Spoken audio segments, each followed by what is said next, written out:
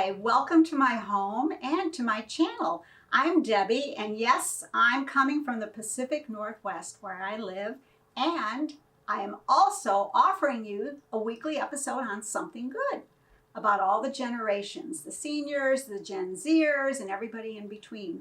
So come along with me and let's get started.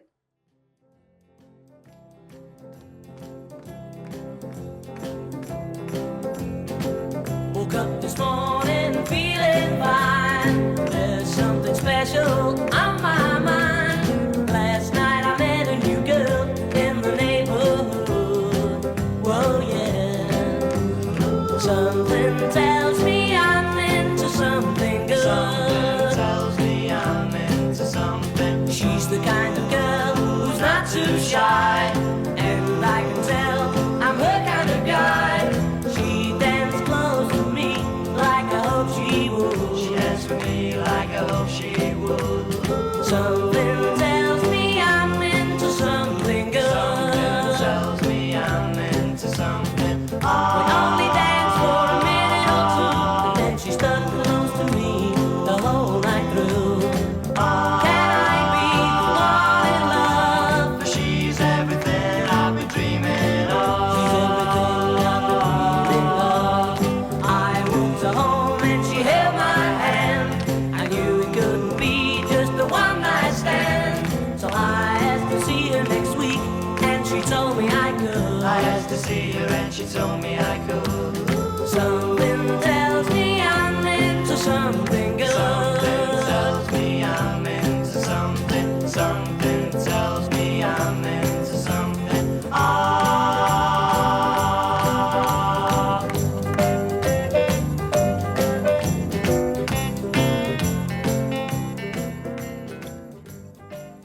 Welcome, friends and family, all my viewers watching today. Today we have a very special two-part episode all about rock and roll, and you're probably wondering, who is it you see with me? Who is that handsome young man in the picture in front of the Cleveland Rock and Roll Hall of Fame? Long live rock. Well, that's Peter.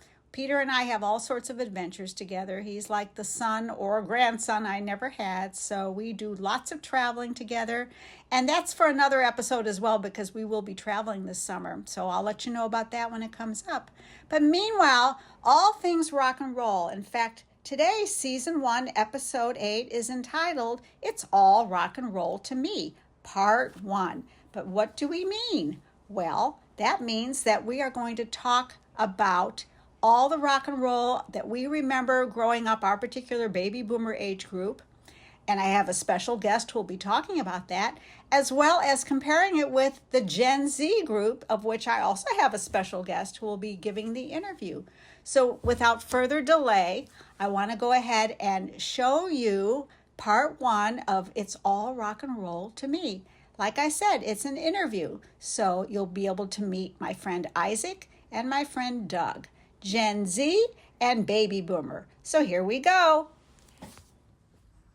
Hi everybody, welcome to Something Good. I'm Isaac Doobie on a special edition alongside Doug Bonham, who has been a musician in the Eugene area for a while, or was.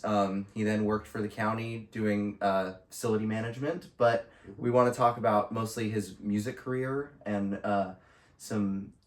the fame that he's had like in the area. And I kind of want to do a little bit and kind of hear your story about, you know, your experiences in Eugene and kind of relating them to mine and trying to bridge the gaps of generations and bridge connections. Excellent. You know, I think that's the point of Something Good. So I want to ask you and talk about your musical upbringing. You were born in Eugene, Yes. correct? Yes. And you had your father who worked for the Register Guard, but your mom was a concert pianist, right? A traveling concert pianist. Actually, my grandmother your was grandmother. a concert pianist. Okay. And so it was your grandmother Yes. who really pushed you to do music and get involved and find an instrument. Well, find my something. grandmother, back in the Depression era, was the concert pianist for the Los Angeles Philharmonic, and they played out of the Hollywood Bowl. And so my mom always remembered growing up as a little girl and running up and down the steps there at the Hollywood Bowl. So moving on, Mom knew that she had to be able to push that forward in the family. And so my two brothers just didn't have any kind of musical intuition at all. But Mom noticed I was humming along with songs and whatnot, just as even a 4-year-old. So she decided she was going to get me some lessons and teach me how to play an instrument. So she signed me up for piano lessons, and that only lasted about 4 months before they realized this guy is not going to be a piano player, especially at 4 years old. So over the course of the next couple of years, the same scenario went. She tried me with guitar and with violin, and neither instrument I caught on to, and she just wanted me to figure out something. So she took me into the old Eugene music store, and she said, "Honey, tell me what instrument you'd like to play." And I remember immediately pointing right at the drums. And I also remember the look on her face like, oh. And she looked at the salesman, and he's like, he understands.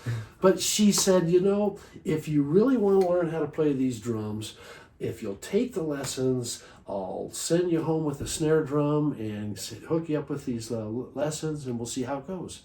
And it caught on for me.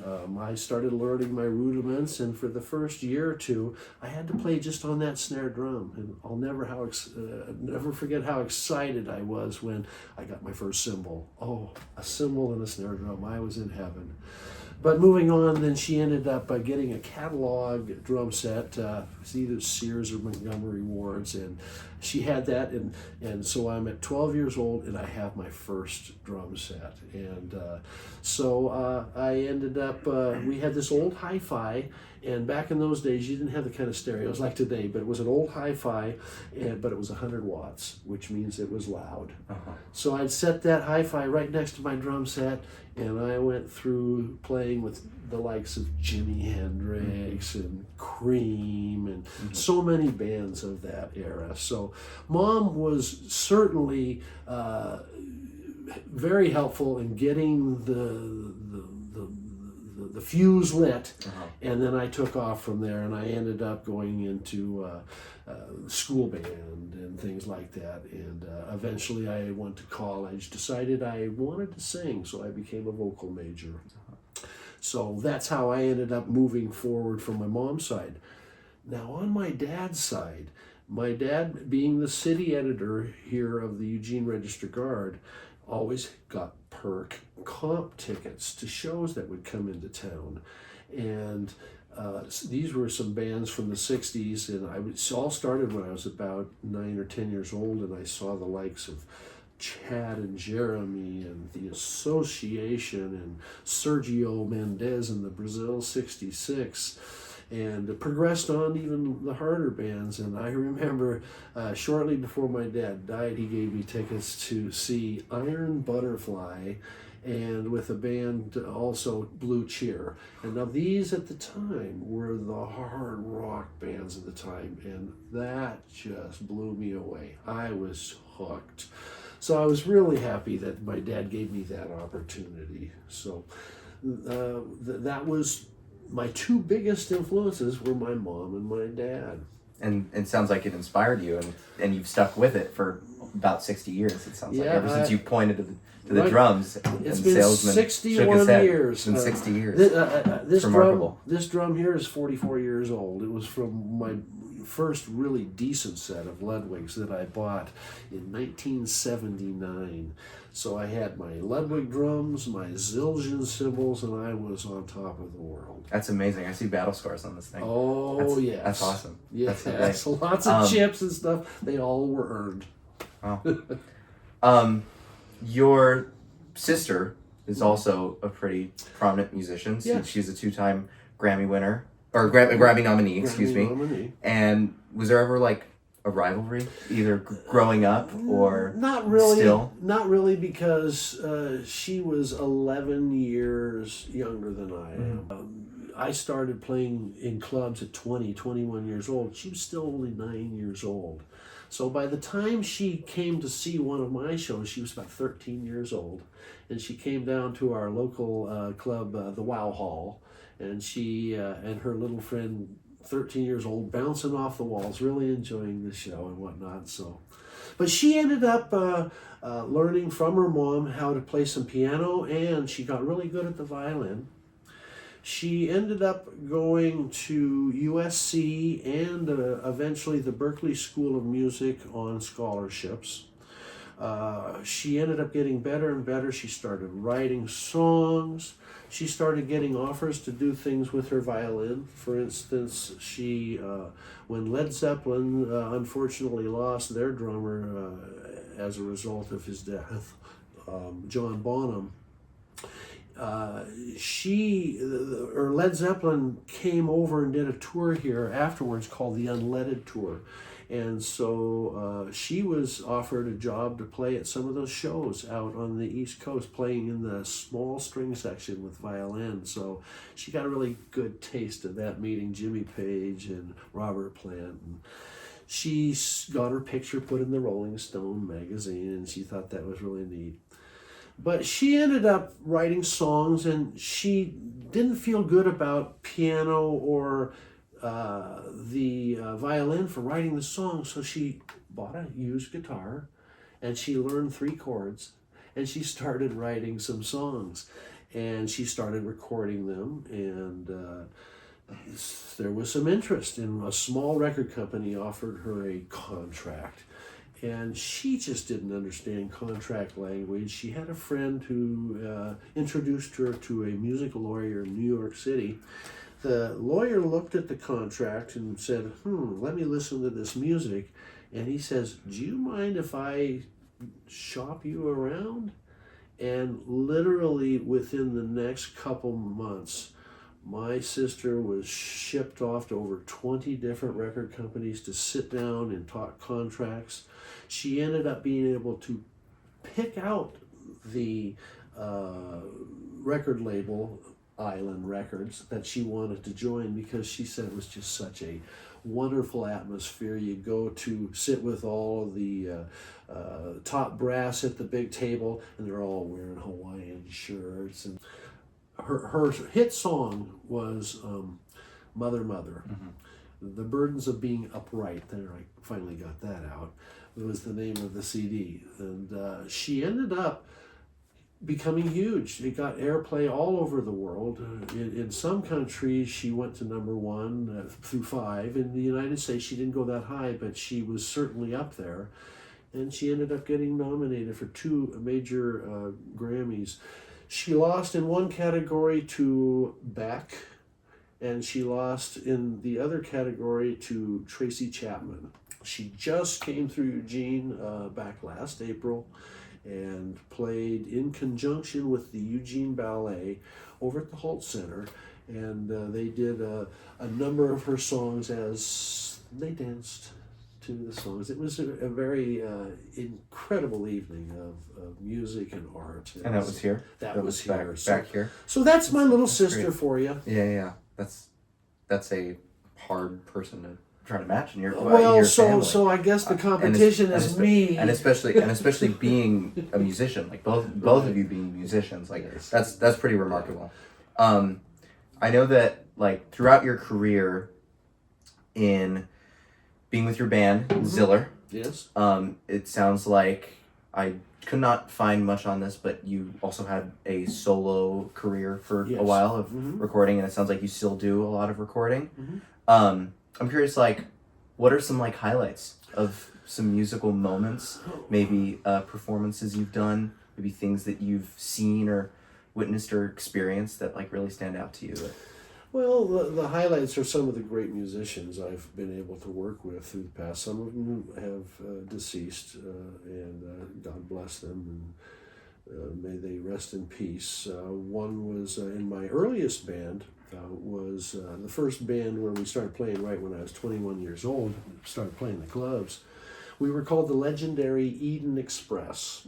And my good friend Mark Albaum was in that band, another good friend Marty Schorsbauer. And we wrote music together. We really enjoyed doing original music. We did do cover music because that's what people wanted to hear when you went to clubs, but we were able to start inputting our own music. Living in Eugene now for 7 happy years, it's amazing how many friendships I've been able to nurture here, including Doug. And one of the favorite places that any musician, because I'm one too, I play keyboard, one of the favorite places to go here in Eugene is at Guitar Center. And here's Doug and I looking around at some of the really awesome, cool guitars, all the different varieties, certainly the colors, the styles, all the history behind it. And because of that, I think to myself, wow, what would have happened had I given up being a teacher and instead been a rock star? Would I have been like Linda McCartney, wanting to be the next player of keyboard like she did with Wings and Paul? Or would I have just, been happier as a teacher? Who knows? As a teacher, I was able to have a keyboard in my classroom most often. I was very lucky, especially the private schools where I taught in my later years as a elementary teacher. So I would perform for school programs, the school plays. I also did Sunday school piano playing, and I even played piano for weddings of the family members. So there you go. There I am playing at a pageant for vying for Miss Senior Oregon, USA. That was back in 2018 when I was a brunette. Look at that. I certainly don't look like a rock star. I've had so much fun today with you and my friend Doug and Isaac. But wait, there's more. Next week is part 2. We have more to tell you about, more fun photos, some films. You'll love it. Come on back. And meanwhile, we're going to close out with a song that was written by Doug and performed by Doug and his band from the 90s. It's called Singing in the Rain, but not the one that you remember with Debbie Reynolds. This is with Doug and a different Debbie, Debbie Me. Okay, enjoy. See you next week. Bye.